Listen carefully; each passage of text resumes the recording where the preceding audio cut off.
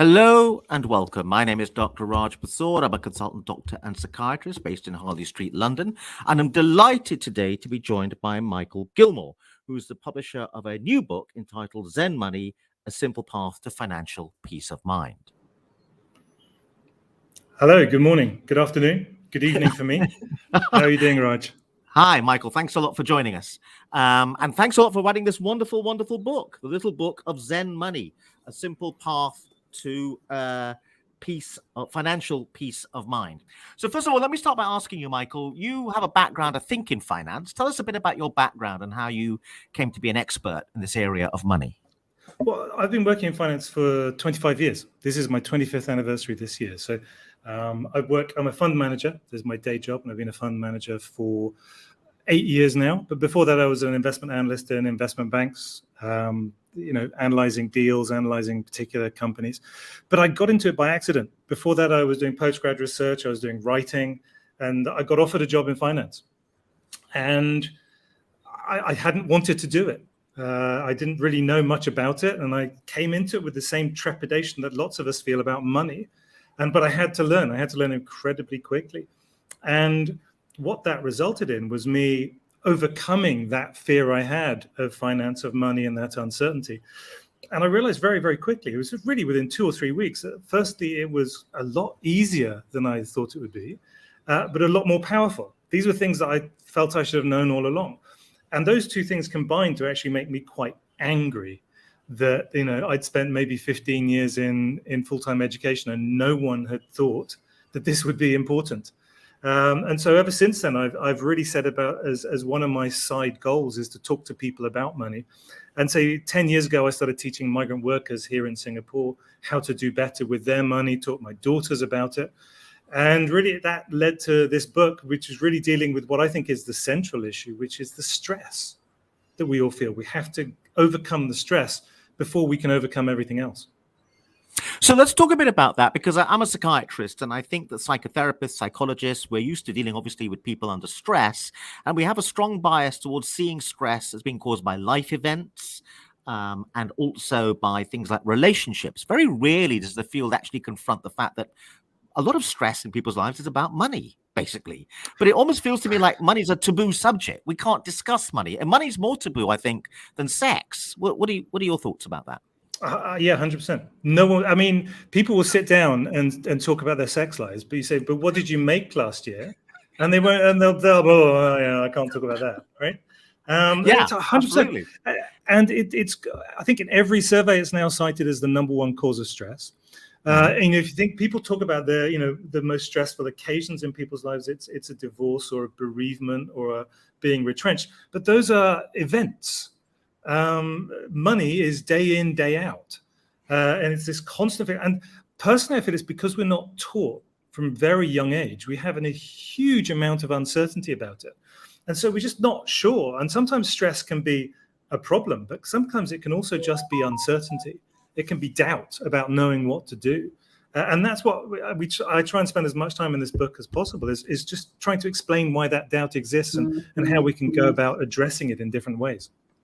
Yeah, okay, but let's talk still a bit more about money stress. There are many moments in the book where I think you are angry, and one is about the fact that money isn't taught in schools, and you're very polemical about that. And I do think it's very odd, isn't it, given that managing money is a primary thing we have to do after we leave school. It never comes up at all. I mean, I think there was a thing called home economics a long time ago, where people were taught about how to maybe manage a household budget. For example, what a mortgage is, et cetera, doesn't get taught at all. Instead, algebra gets taught. And I don't know how much you use algebra later on, unless you're in finance, maybe. I don't know. Yeah, but anyway. I do a bit,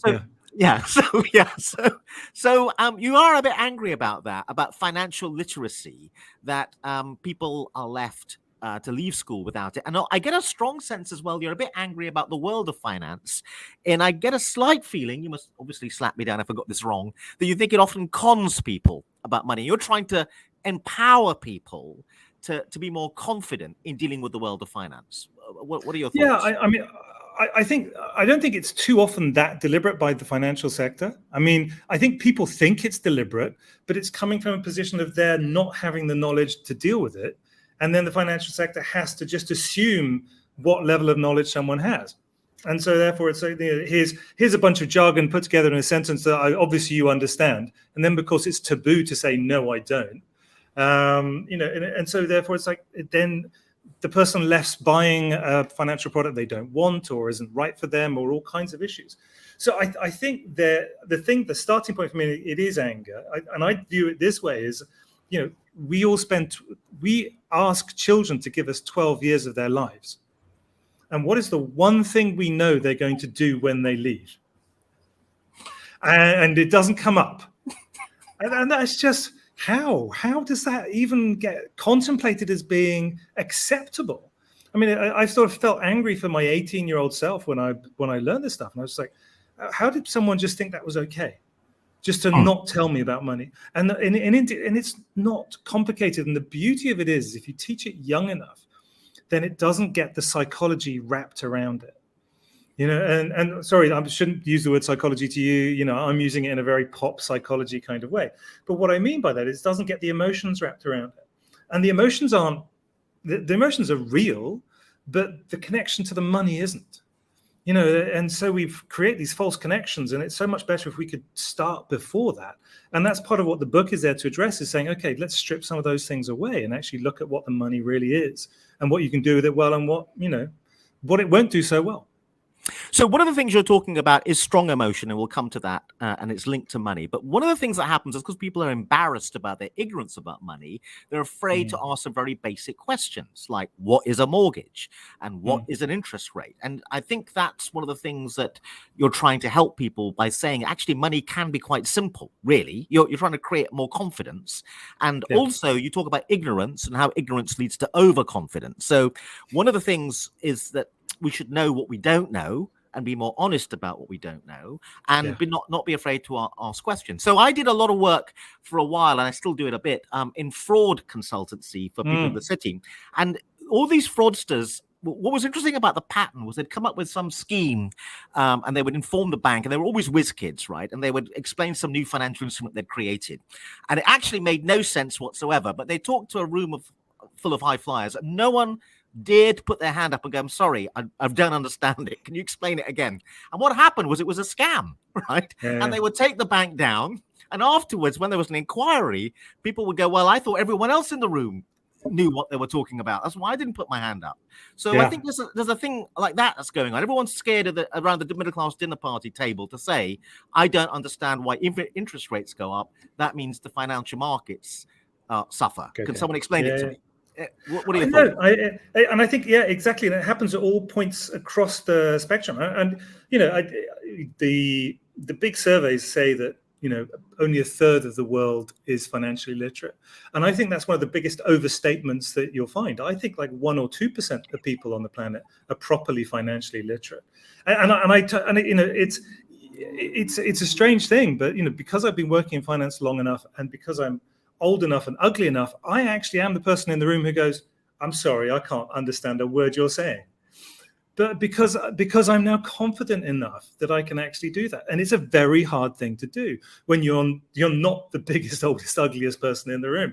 Say, I'm sorry, I've got no idea what you're talking about. Would you mind if I ask a really stupid question? But one of the reasons that happens, and it's why the analogy of the path is right there in the subject of the book. And it's about the fact that when you're on a path, you can see the path. I know it's a very simple analogy, but it's like, I'm in Singapore now, but I was back in the UK in March, and we did a few walks in the Cotswolds, and you walk across a field, and you can see the path. I mean, it's not a concrete path. There's nothing there, but the grass is just bending down a little bit more because more people have walked on it, and you can see exactly where it grows. But if you come in from the side, you can't see it. There's just no way of seeing it. And the way we're taught about money, because we're not taught about money, is constantly coming in from the side. So you say, I should know about a mortgage. And then someone says, oh, yeah, but is this the most tax advantaged mortgage structure for you, or should you look at something else? And I was like, well, I don't even know what a mortgage is. The APR on this is XYZ, but obviously, that's fixed, not floating. Do you want fixed or floating? And all of a sudden, people are like, I've got no idea. They can't see the path. But if you actually build this stuff up step by step by step, you can be confident enough. And if you go back to know, okay, look, this is how much money I need to spend. This is how much money I need to save. This is the kind of return I need to get. This is where I want to go. Now, is that my path? Or is this just miles off to the side? And that's the kind of thing you can start to see if you build that in a sensible step-by-step way. And that's why we work on that all the way through the book, is let's try and find people steps that they can actually use and understand, so they can get to a position where they're able to say in a room, I'm sorry, I've got no idea what you're talking about. Let's go back a few steps. Do you think there's anything about male psychology? Because obviously finance is still quite male dominated, that men are a bit competitive about money, and particularly men in the financial sector. And therefore, because of the male egos involved, they're scared to say they don't know. And one of the things you're encouraging people to do in this book is to try and get engaged in money and try to understand it and try to make it simple and try to ask these questions. But do you think there's a male psychology thing going on? Definitely. I mean, there's definitely that. The global financial literacy statistics show much higher financial literacy among men than women. But if you actually strip out the questions and you look at the questions very clearly, all the questions are multiple choice. And the level of financial literacy between men and women closes an enormous gap. I mean, the gap really gets very tight if you take away the question, I don't know. Women answered, I don't know. Well, quite honestly, it's just whereas all the guys are going 1 out of 4, right? I'm not going to answer. And now there's a don't know. It's 1 out of 3. So I'll take one of those 3, right? They gamble. They gamble. Yeah, they're just gambling, and that holds up in every country in the world. That there's almost no men answering I don't know, and the women are answering I don't know because they're a bit uncertain. Now, that's a problem, because that stops women coming into the financial sector because they aren't prepared to take that risk. And this is an even bigger problem because we're not taught about risk. We think that an appropriate level of risk is zero risk, without knowing that there is a cognitive bias called zero risk bias, because zero risk doesn't exist. It's not a thing. That's not a thing that can possibly exist. But because we're not taught that, we're not taught about money, we don't know that. And so people say, well, I really don't want to take a risk. I'll answer, I don't know. It can't be the correct answer, I don't know. Just like not being in the market can't be the right amount of risk. But people are scared of taking any risk, so they don't get into the market. Whereas the exact correct risk is being in the market. Okay, so let's go with, first of all, is there a path to financial peace of mind? Because that's what the book is partly about. Yeah, definitely. I mean, and it comes step by step. I mean, one of the first things you can achieve, and this is where it's, we talk about FIRE and retiring early, and although that's sort of way down the goal, or just retiring at all, is down the end of the path. But one of the first steps on the path is an emergency fund.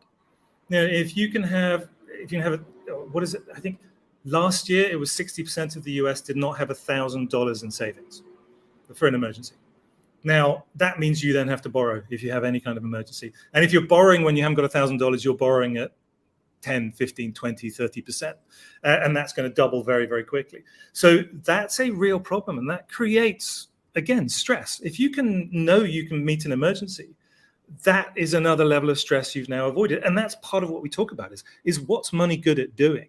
Money is good at avoiding really bad things in life. It's actually not great at buying really good things. It's good at avoiding really bad things. So if you can have that $1,000 there, okay, or £1,000, that's one step towards financial peace of mind. The next step would be, okay, can I start investing? And what can I invest towards? What can I grow? What can I start owning? And then it builds towards, higher and higher levels of financial peace of mind. But the peace of mind, as well as the money, comes from knowing what you're doing and taking it step by step and knowing, okay, now I've got that £1,000, where should that be? It should be somewhere safe. It should be somewhere, where it's not being risked, and somewhere where I can get it back. Now, what's the next appropriate thing for me to invest in and own? And it's about taking those steps and being comfortable and solid with those steps. So that, to me, is where it's towards financial peace of mind. I think very importantly, it's always towards it. I mean, a total financial peace of mind, yeah, anything can happen. But where we can stop worrying about money as much as we do otherwise. One of the statistics I saw last year, which I thought was astounding, was the only group in America where less than half of the people in that income group feel financial stress is those earning more than $100,000 a year. And people earning $100,000 a year in the US, 44% of them feel financial stress. Every other group below 100,000, more than 50% feel financial stress. But the only thing that actually cut the amount of financial stress you feel is understanding money. People who reported being financially literate versus those not, it's like a 25% differential. And it's actually understanding what you do with money that can bring that peace of mind rather than the actual money itself. Okay, so one of the 3 steps you talk about is saving. We'll talk about how to save in a minute, because many people listening to this will be thinking, well, I can't save anything at all, but you discussed that point. So the first point is save, and then save. The first thing to save for is an emergency. So have around $1,000 or what the equivalent is in your view as set aside. Aim for that first of all when you're saving, so that you can cover an emergency, and that brings a certain peace of mind should an emergency occur, like a washing machine breaking down or a car breaking down or an unexpected medical bill. But then the next step beyond that, when you got the $1,000, is something else and then something else. What are the other 2 things after that? Well, actually, technically, there's an emergency fund should be a bit bigger than £1,000. So let's say if you spend on average £2,000 a month, with £24,000 a year spending, then you would like to have sort of about 3 months in that emergency fund. So you'd be looking at that from 1,000 to build that up to about 5,000-6,000, and that would be deemed as a nice, that can take care of you. I mean, let's put it this way. That could be the difference. Let's say that's for a 30-year-old person. That could be the difference between giving up a job they really hate and taking a risk that they can live for a period of time and move to another job. Which, again, peace of mind, right? I mean, really that's where money gets you a better life, not by buying something, but, okay, now I've got that ability to do that. So that's the next stage. Once you're in that kind of realm, then basically every £1,000 after that should be going into some form of investment. And the straightforward kind of investment there is into some form of index fund, the stock market. So whether it's the FTSE 100 if you're in the UK, it's the S&P 500 if you're anywhere in the world, or some other form of index. If you're keen on ESG and you think that the ESG funds actually mean what they say, then ESG indexes are there as well. But to start with those, maybe £1,000 at a time, just to put into those, and then steadily every month keep putting that money away, because that's what you want to build, is that investment base, that, as I said earlier on, that exposure to the economy, which is the appropriate zero risk. If things are going to inflate, if the economy is going to grow, your money is going to grow alongside it. Rather than just be sitting in a bank making 0.01% interest, it'll be growing alongside the rest of the economy, and that's your correct risk. And then beyond that, you're then looking at the chance one day, and I know this seems impossible to dream for young people, but potentially getting a down payment on a property, because obviously that is one of the big exposures we all have in life, is where we're going to live.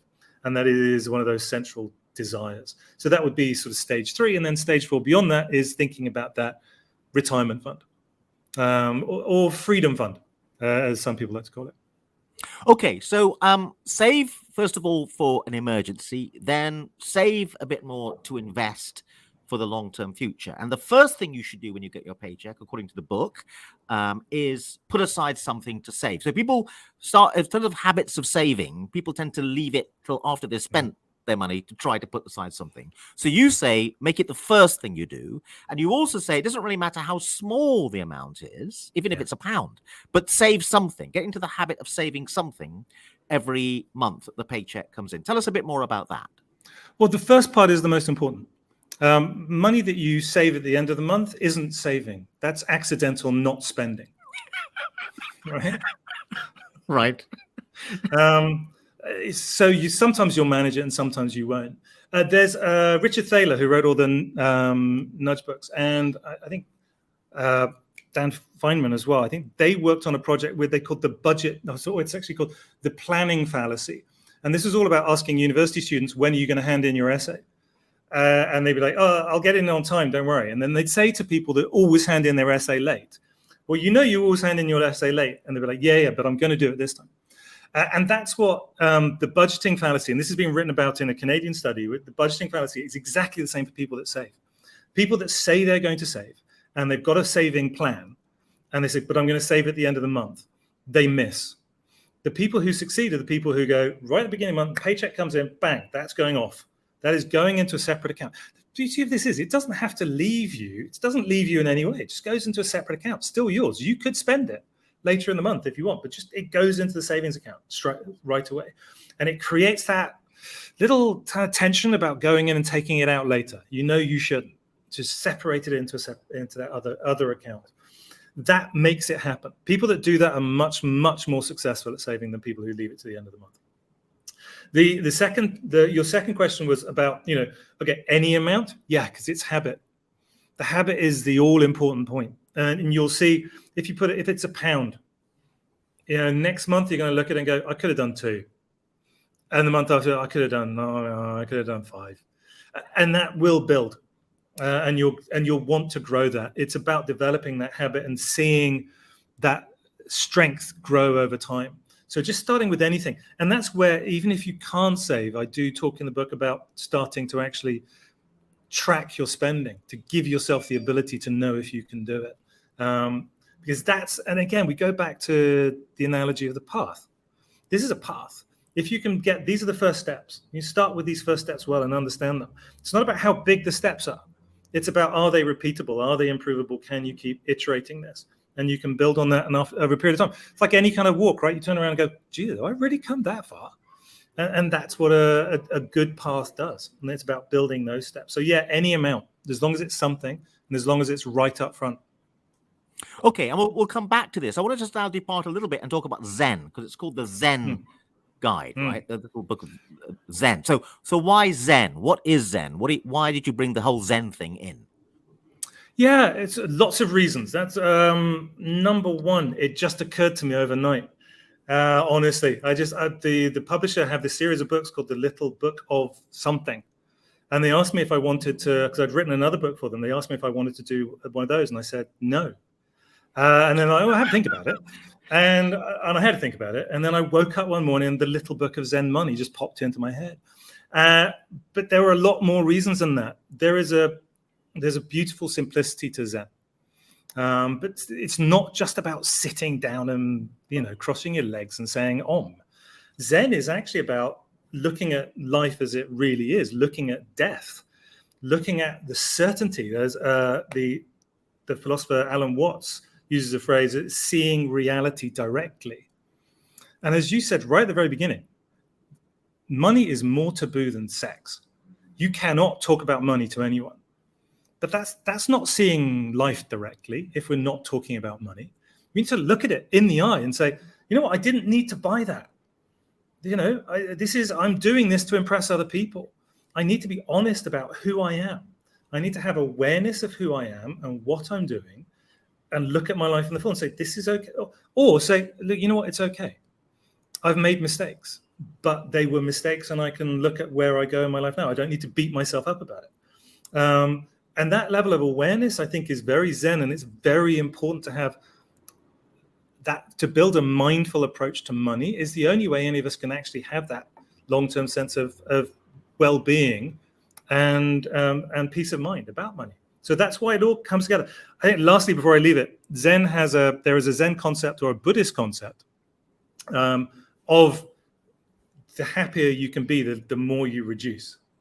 And I think there's like a financial equation, essentially, or not a financial equation, a mathematical equation for nirvana, which is, if you want nothing and you get something, it's essentially anything divided by 0 is infinity. And to me, that's like the most Zen equivalent. If we can pull down our wants to almost nothing, then that leads to effectively a nirvana-like state. Okay, but isn't it also the case, and you're much more of an expert on this than me, that one of the reasons why Zen is quite interesting to mental health experts or mental health professionals is it says that the solution to a lot of life stresses is reducing your attachment to stuff, your attachment to status, your attachment to a vintage Ferrari, etc., etc. So if you can become more disattached. And one of the things about money and the reason why strong emotions evolve, it evokes jealousy. People start talking about money or turn up in a vintage Ferrari. So strong emotions evolved. I'll explain why I keep coming back to that analogy in a second. But anyway, there's a wonderful moment in the film Wall Street. The first Wall Street I thought was quite a good film. The second one was terrible. But in the first one, a lot of it is actually quite accurate, although, it can't be perfectly accurate. There's a great moment where Gordon Gekko is teaching the young Bud Fox about the stock market. And he says, don't get emotional about the stock. Yeah. And he means that in a slightly cruel, psychopathic way. Don't care about people losing their jobs if you buy the company and then break it up. And there's a lovely moment where it comes back to haunt Gordon Gekko, which is why it's such a great film. In the end, when Gordon Gekko's losing a pile of money because his stock is going down, and he gets very angry with Bud Fox and swears at him. And Bud Fox says, Gordon, don't get emotional about the stock. And it's a lovely moment. But isn't there a deep truth there, which is that what you're saying is also the reason why you invoke Zen is the notion of attachment, and money tends to lead us to get attached to stuff, material things, status. You're saying get disattached is part of the secret. Is that right? I think I wouldn't go that far, because I think that the most important stage is to be aware of one's attachment. Oh, okay. All right. And so it's actually, to know, why do I want this Ferrari? Do I want it because it is the best car ever? Is it really? Or is it because one day I'm going to drive it past that guy I went to school with and he's going to shrink and I'm going to feel really great. But do I need that? And is that who I am? And to ask those questions. I mean, we don't go into anywhere in that detail in the book because we're dealing with it at a much simpler building block level. But what we do is there is an exercise in the book where we ask people, and I go through it myself and say, look, I just sat down and do it exactly as I explained in the book. These are the happiest 5 moments of my life that I can remember at this minute. And then just sat and wrote them down. And I actually came up with 7. And then I sort of went through how those occurred to me. And then I thought, okay, well, these are also now some of the most expensive moments in my life. And what's the correlation? Are there any at all? There's there's only 1 or 2. Some of them involved spending almost no money when I was really happy. Some of them involved spending a bit. And some of the really expensive moments were actually really unhappy and brought me no pleasure whatsoever. And all I can remember was the bill. That is to do that sort of level of disattachment to the money and say the money isn't buying anything. But again, I think I go back to the lack of education in this, because essentially, because we're not taught, and we're not taught anything about this subject, there is almost this sense where many people have that, well, it's not been a good month if I haven't spent all my money, because I just have to spend everything. And that's a sign of it being a good time. If I haven't spent it all, that must have been really boring. And yet there's no correlation between the two. There's just none. And that's where I think the attachment that's unhealthy. And that's why we look in the book and say, look, can we break that? Can we break that connection? And that's just spending money equals happiness. No, it just doesn't. Because I got this with the first couple of books I wrote, people was like, well, but I don't want to save. I want to enjoy myself now. And so, I'm sorry, I didn't tell you not to enjoy yourself.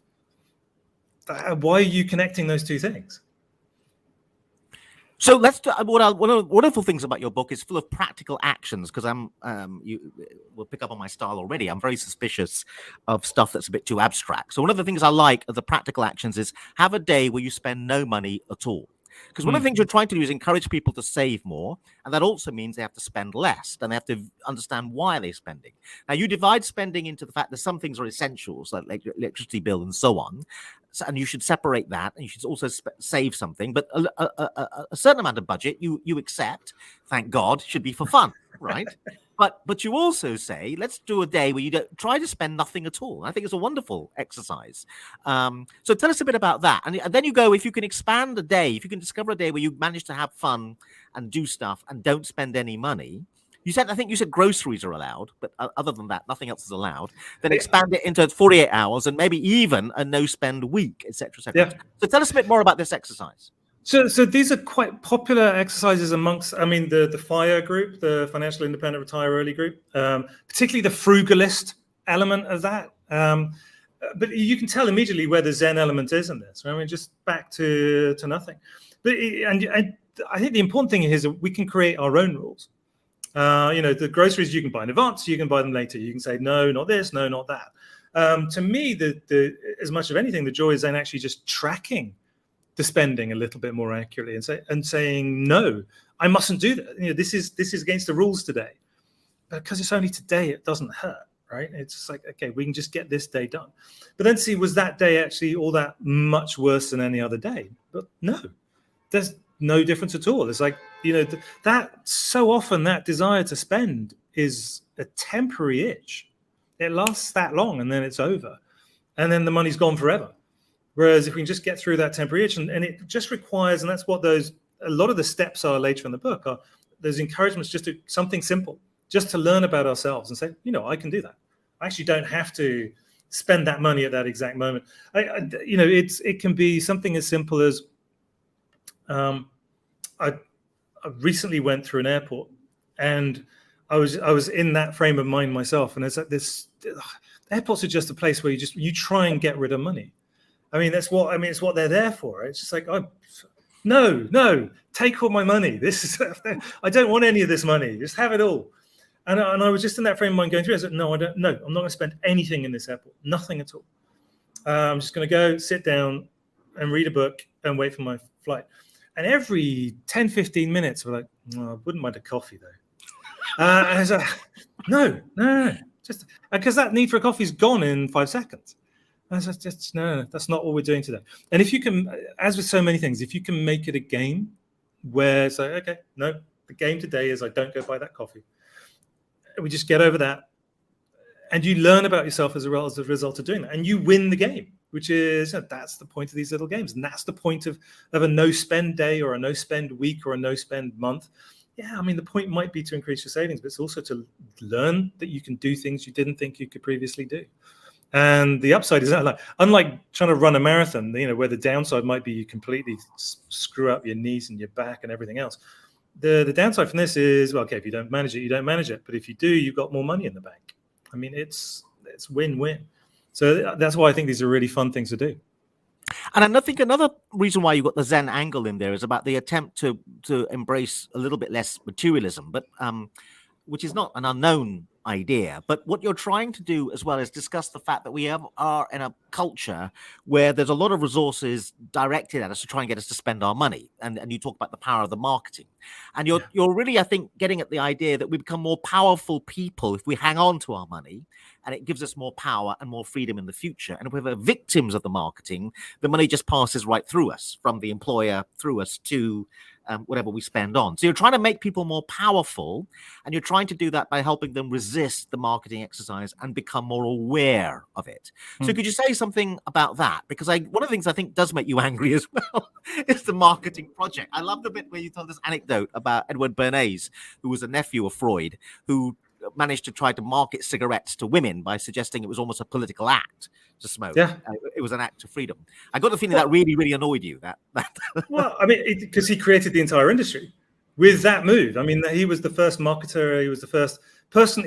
Before that, shoes were being sold as "this will last you 20 years." After Bernays, shoes were sold as "this will attract the opposite sex towards you." The same shoes. Yes, marketing is important. Marketing helps the world go around, etc., etc. But I don't think we appreciate quite how much of it we see. And I mentioned in the book, there's the Yankelevich survey, which said that people see between 3,000 and 5,000 marketing messages per day. And what I love about that survey is the most recent version of that survey was in 2007.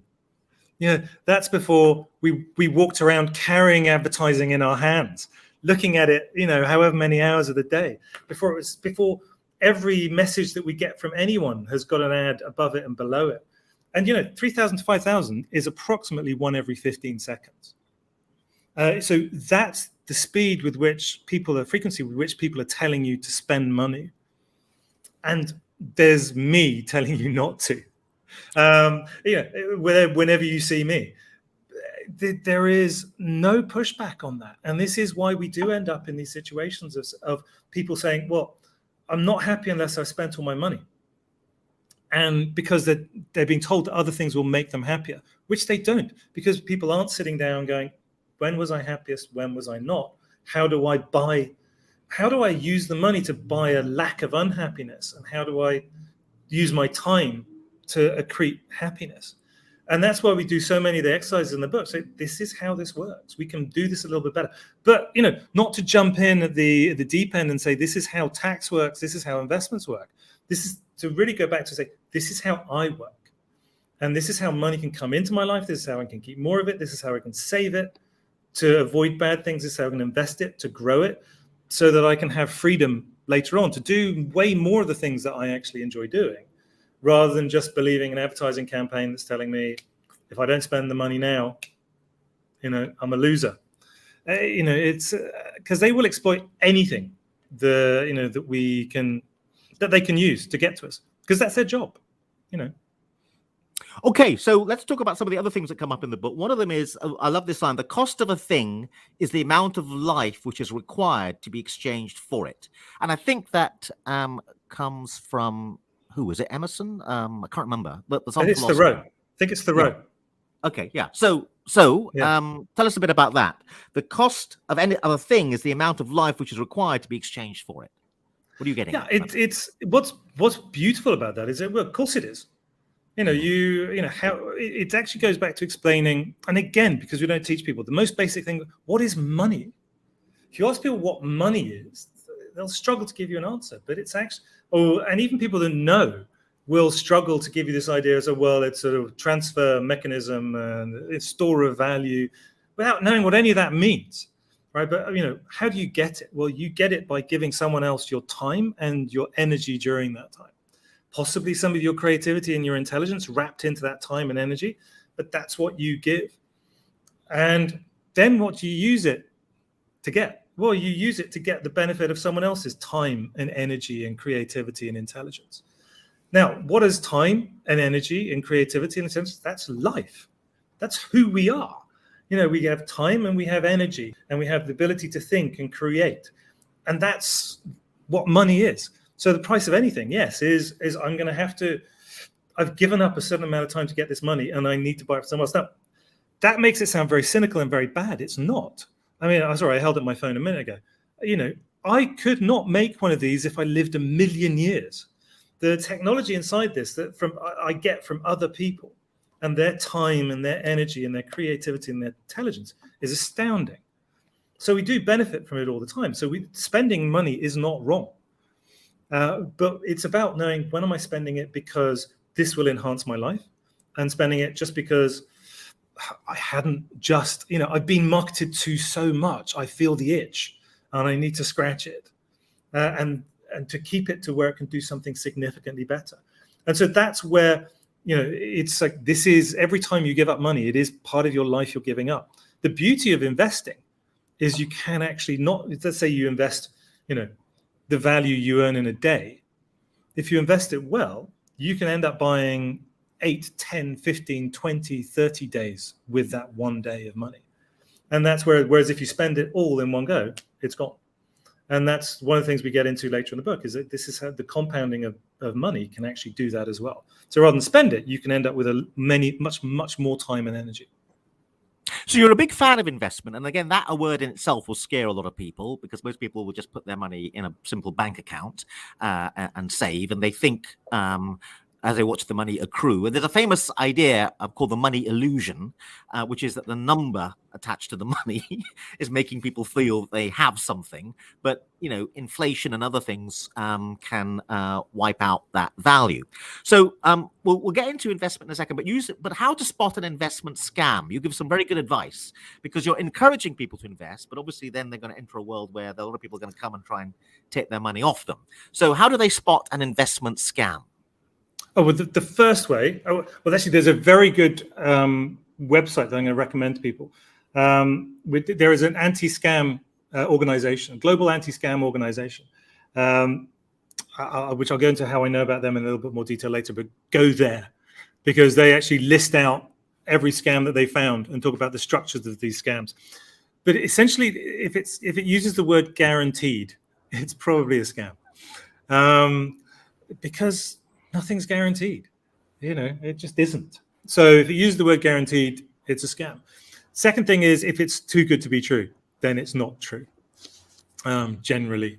The other thing I think that's most important comes back to what you were saying earlier on. It's ask questions. And I think there's a sort of certain amount of, I talk about reframing quite a lot in the book and how to reframe situations. And one of the key reframings is when you're an investor, you are not the customer, you are not the employee, you are the boss. This is your money. They now work for you. Ask them any question you want. And if you're too, if you think it makes you sound stupid, you're allowed to sound stupid. You're the boss.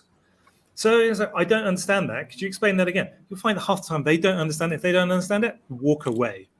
Because even if it's not a scam, they're selling you something that they don't understand. So this is those kinds of asking questions, looking out for the word guaranteed, double checking if it really does sound too good to be true. These are the keys to actually spotting scams. And obviously no one calls you up on your phone with a brilliant investment idea. It just doesn't happen. It's how did they get your number? Why are they calling you? It's just not going to happen. So these are all the most important ones. But what I'll mention before I leave this point is I found that organization, Global Anti-Scam Organization, because since writing the book, I've been working on a new project, which is actually an awards program for financial literacy projects. And they entered. And I can't say if they've won anything yet, because obviously I don't know. I'm not even a judge. But just to see their work is fascinating. And they're working in two spaces. They're working with digital finance, but also decentralized finance with the crypto. And they're completely neutral about it. They're not saying all of crypto's a scam or none of it's a scam. It's actually these are actual scammers. We found them. They've been reported to the police. You mustn't go with these people. And so actually doing really good work there. So you said you're very encouraging of people to invest because you think that people are scared to invest because they think investment's a risk, but just putting your money in a bank account is a risk. So you can't escape risk. Now, in terms of investment, you mentioned index funds. Again, you know much more about this than me, but I think what you're saying is another word for it is a tracker fund. And this is a fund that buys the market, basically. It buys companies that represent the whole of the FT or the S&P, the index. And what you're doing in buying that is you're taking very little risk in terms of what you're basically investing is in capitalism, that if the economy grows, the market will grow and your investment will grow, and you're keeping track, basically, the economy. Obviously, if the economy nosedives, you're in trouble, but then everything's in trouble, basically. Well, you're probably not in as much trouble as you think. Everyone has this impression that the market collapses. It's like it's a casino. Right, yeah. If you put all your money on red and it comes black, you get zero. Now, I don't remember the market ever going to zero. I mean, it just generally doesn't. Now, if you buy options and you're on Robinhood, they can get to zero. So you shouldn't be doing that. And I never suggest anyone to do that. But if you're buying the index, it'll go from 525 to maybe 515, maybe down to 500, maybe on a really, really bad drop, it'll go to 480. But you've not lost everything. And the importance of not losing everything is if you can actually lose everything, you will at some point. I mean, whereas the index, the S&P 500 has been running now for more than 100 years. And for the last 90 of those years, it can be tracked every 50-year period. It has returned 9% or more per year. And the S&P 500 are just the biggest 500 companies in America. So the biggest five in there are Amazon, Google, Apple, Tesla, Microsoft. Now, do I understand what those companies do? No. Not really. I mean, yes, I've read the newspaper, but really, no. But I don't need to. Those are the biggest companies in the world. Those are the things that are driving the world forward. Now, what's a risk? Is a risk thinking, well, if I'm alive in 50 years' time, would I like to have been invested in the biggest companies in the world every year for the next 50 years? Or would I like to not be? I know which one of those is the risk. Not being invested is a guaranteed risk I'm going to lose out. Whereas having investments, and the beauty of this is that the indexer, in this case, Standard & Poor's, who runs the S&P 500, or FTSE that runs FTSE, they will re-index every 3 months. They'll put new companies in, take out old ones, jiggle it around a little bit. Who, how, why, none of us need to know. They'll take care of that. And that will have us as an accurate baseline risk. If we learn enough in a few years to take outside off-index risks, then we can do it. But if we don't, that's absolutely fine for most people. And that's where, and what does that return? I think the FTSE for like, long term, like if we're thinking about 20, 30, 40 years old, it lasts 20 years, generally these things return 6, 7, 8, 9% over an extended period of time. It's, significantly better than being in the bank account. Okay, but let's talk a little bit more about this because it scares people. So I remember learning to touch type, and I'm old enough, on an Olivetti typewriter. Now, I don't know what happened to typewriter manufacturers, okay? But this is what scares people. They go, well, there's these disruptive technologies that come along, and Tesla's now worth than most of the major car manufacturers put together. And if you had invested in an old internal combustion car maker that was one of the biggest in the world, the stock might go to very little because a disruptive technology comes along. But if you buy the index, you're buying everything, so that even if one thing goes down, other things go up. So you're buying diversification, which you also talk a bit about. So that's why it's a safer bet, because you're buying the whole thing, and there'll be some losers in there, but there'll be enough winners to compensate for the fact you own a few losers.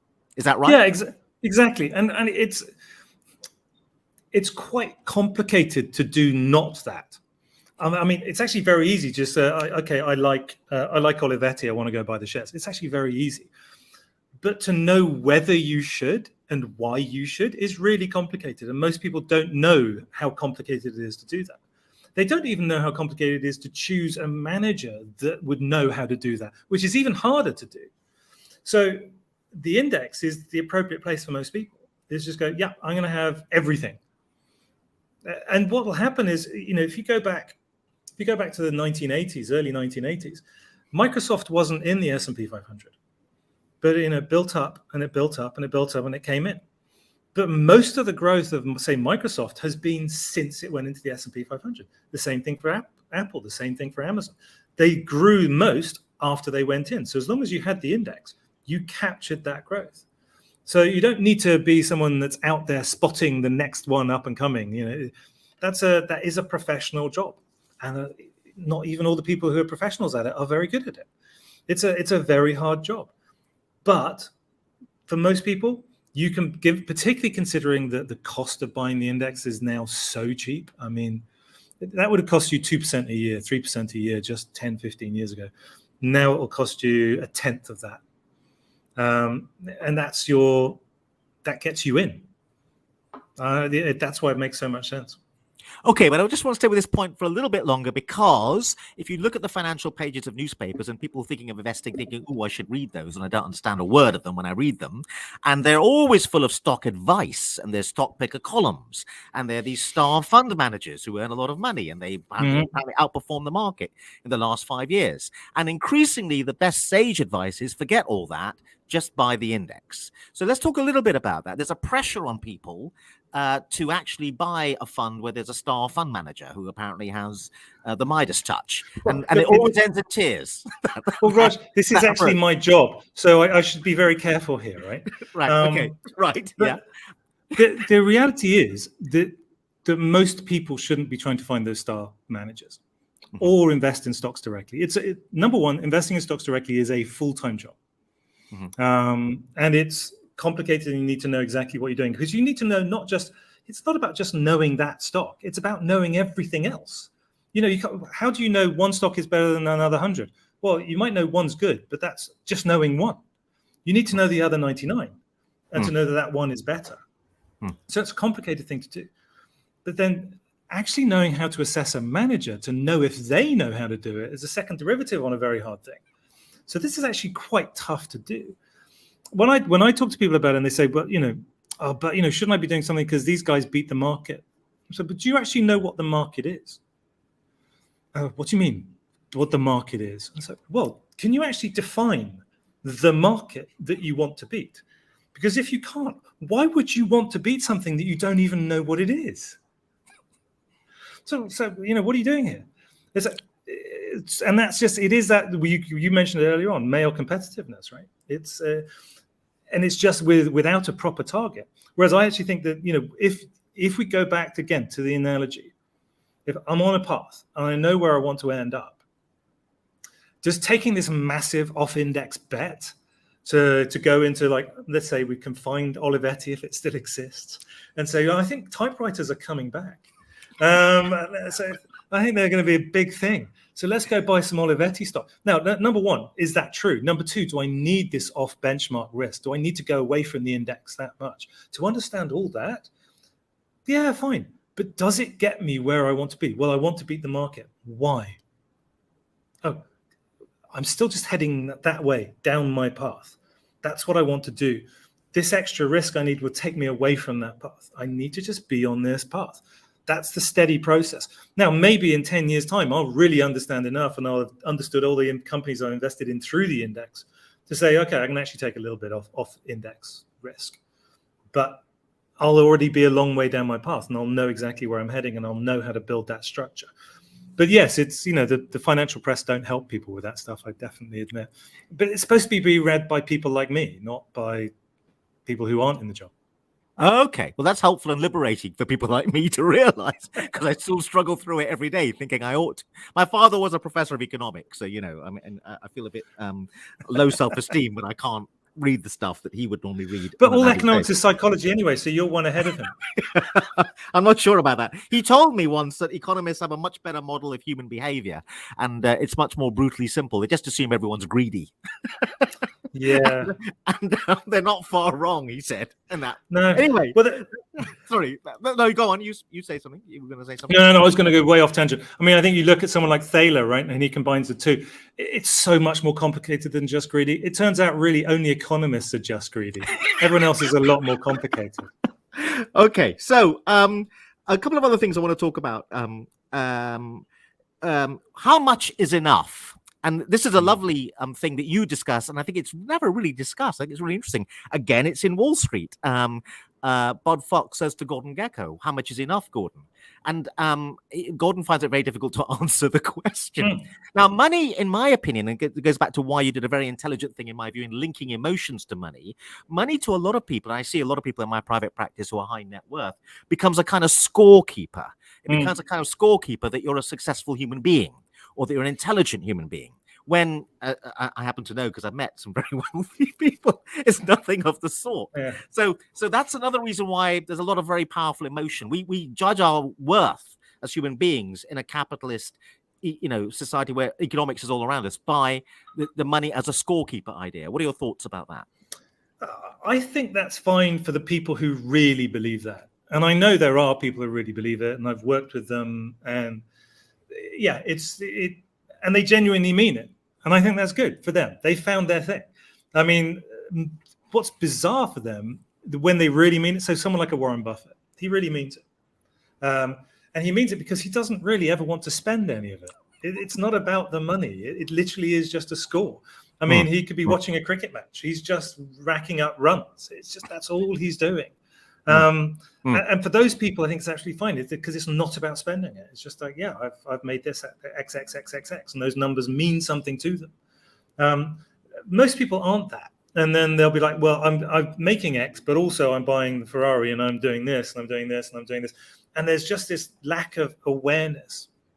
And that is why in one of the exercises in the book, we work through, it's just like, okay, let's build awareness. Because it's the two steps. One is awareness. The second one is agency. Once you've built, no point having an agency before you've got awareness, because then you just won't know what you're doing. And that is these high net worth people just like, got no idea. But once you can have awareness and actually understand, okay, this is who I am. This is what is enough for me. This is what makes me happy. This is what makes me sad. I can avoid this sadness with money. I can't buy this happiness with money. This is all I need to get there.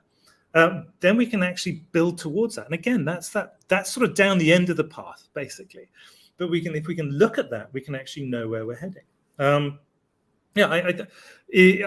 I think also you're also hinting at there's a mathematical equation in the book about how much is enough as well, which is 25 times your spending. Spending in a year. Yes, spending a year's spending. Yeah. Multiply that by 25. And if you've got, and once you have that, you can stop. Yeah. And it's like, well, how do you do that, right? It's a very scary number, by the way. That's a very scary number you came up with. It's not me that came up with it. It's a widely acknowledged number. What's fascinating is, I didn't mention it in this book, but I was looking for that number. I was doing all kinds of maths around the number. There's a very good, I'd call it about 25 times your spending for a very specific reason, but there is another, it's often referred to as the 4% rule, which is just the inverse of 25 times. 4% is 25th of 100. And the 4% rule has been used for years by insurance companies, by pension companies, as to how to actually manage the money long term. So it's been around for a long time. But what was interesting is that I came across this guy in the US called Mr. Money Mustache, who's one of the FIRE enthusiasts, and he talks about the 4% rule. But also the other organization at the same time was, in the same month as I came across him, I actually met up with the Rockefeller Foundation. And they have to, by American law, they have to pay out 4% of their asset base every year. Otherwise, they're no longer a foundation and they become a taxable organization. And they've been paying out more than 4% of their total for more than 100 years now. And that shows you this money can actually last forever. But the reason I talk about 25 times, the reason I inverted it from the 4% rule, is because it's your spending. And I know you said it's scary, but then it's in your control. This is your spending, and then you can start dividing it up if you want to. It's like, okay, is it including the spending, including the case of Dom Perignon I buy at Christmas for my friends, or is it not? So let's take that one out, shall we? Because it could be 24. We can exclude that 25. Let's assume it's not about having a new car every year. What is the number that makes me secure? And okay, and then maybe I can save above that. And the other beauty of it being about the spending is, of course, you can only do two things with money. You can spend it or you can save it. And the beauty about lowering that spending money is you then start saving more. And that builds you towards the target faster. And one of the most successful people I've ever spoken to about this was a teacher in the US, 15 years younger than me, had retired at the age of 31, having been a teacher for 8 years. And he did it by he and his wife, they just asked themselves the most simple question, which was, did we have a really bad time at college? And the answer was, no, we had a really good time. And so why are we planning on spending more money once we start earning money? And well, we don't have to. So for 8 years, they absolutely capped their spending exactly where it had been when they're in college. And that was basically only 25% of their income. So they saved 75% and were retired in 8 years. I mean, if they can do it, I can't. I didn't manage that. But I hadn't even learned any of this by the time I was 31. I literally started learning this in my early 30s. It's like they got it in college, they worked it out very quickly, and they went for it. And I think that's where I would love to see young people being taught this, so they can aim for that kind of freedom too. So we're running out of time very dramatically. We've only got another 2 minutes left. The Little Book of Zen Money, A Simple Path to Financial Peace of Mind. A fantastic book, Michael. Thank you very much for writing. I'm going to ask you a very last mischievous question. Clearly you're a Zen Buddhist monk. I get it. But even Zen Buddhist monks have material weaknesses. Is there a thing, an object in the world, an experience, a thing which if a pretty girl drives up in a vintage Ferrari, you go weak at the knees and you spend impulsively, or you have perfect control, that you have no weaknesses on the financial front? You're looking very pensive. No. Yeah, I'm very pensive. I'm trying to think of what it might be. No, one of the reasons I introduced the concept of streaks into the book quite a lot is because I'm a streak person. If I start eating chocolate, basically the only thing that stops me is it's gone. Right. So I was explaining. So I've stopped drinking recently, and I had to explain it to friends. Like, yeah, we'll just have one. So no, I can have none or all of them. There is no middle ground, and that's why I introduced these kinds of concepts. I don't think there's anything particular in like an object I like spending money on per se. No, there's nothing. Yeah, no, I've got like a digital watch. Nothing that I sort of repeat by. So maybe it's a little bit easier for me, but no, it's not like I'm particularly abstemious either. I have these problems too. I don't keep track particularly well. A lot of the things in there are are me talking to myself, saying, should do this, and all things I've been through. So it's not that I'm abstemious, but no, there's no sort of guilty little secret there, apart from, chocolate. I eat all the chocolate in the house. I try not to buy it. Okay, well, thank you very much indeed, Michael Gilmore. The Little Book of Zen Money, A Simple Path to Financial Peace of Mind. Thank you for writing this wonderful book. Thank you. Thank you very much, Raj. Really great pleasure meeting you. Thank you for inviting me.